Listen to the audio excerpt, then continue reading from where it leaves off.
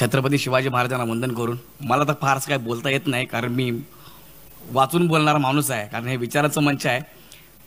फक्त मला असं वाटतं की गेल्या काही वर्षात आहे ना, तरुण मंडळी जी आहे ना ती फार भरकटलेली आहे.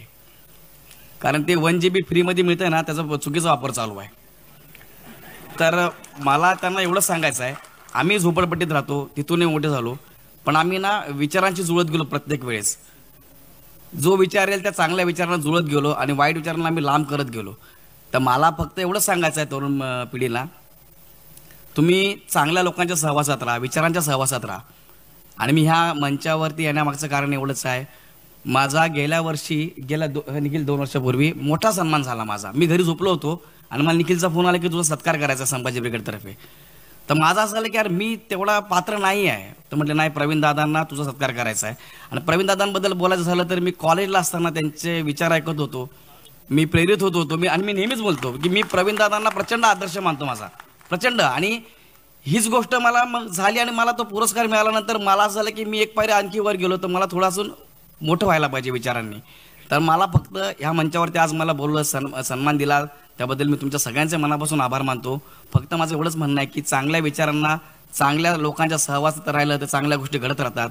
आजकालची पिढी आहे, त्यांनी थोडासा मोबाईल लांब सारला पाहिजे. 1 GB काय 2 GB रोज मिळत राहील, पण विचार मिळणार नाही. त्या विचारांसाठी आपण प्रत्येक संघटनेसोबत राहिलं पाहिजे. आपल्या महापुरुषांनी आपल्यासाठी खूप केलेलं आहे, कारण आज कळतंय की त्यांनी किती कष्ट केलेले आहेत. ताई आमच्या शेजारी बसलेल्या आहेत, ताई आमच्या सिनेमाच्या प्रोड्युसर पण आहेत.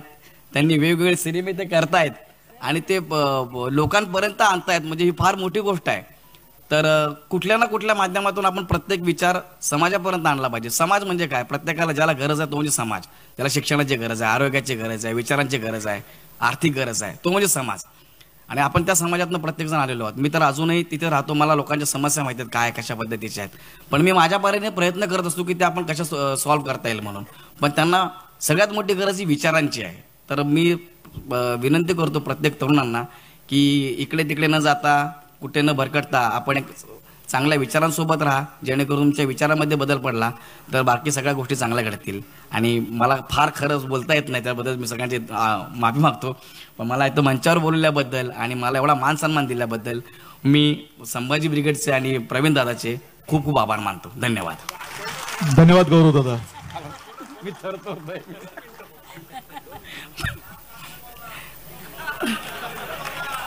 नाही ना, म्हणजे मला जेवढं कळतं तेवढं मी फक्त बोलतो ना, बाकी काही नाही. आता कार्यक्रम वेगळा आहे त्याच्यामुळे. बरं ठीक आहे. Hello everyone, I am Gaurav More from Powai Filter Pada. मला या अधिवेशनाला बोलल्याबद्दल मला असं वाटलं, अरे बाप मरतो का काय मी.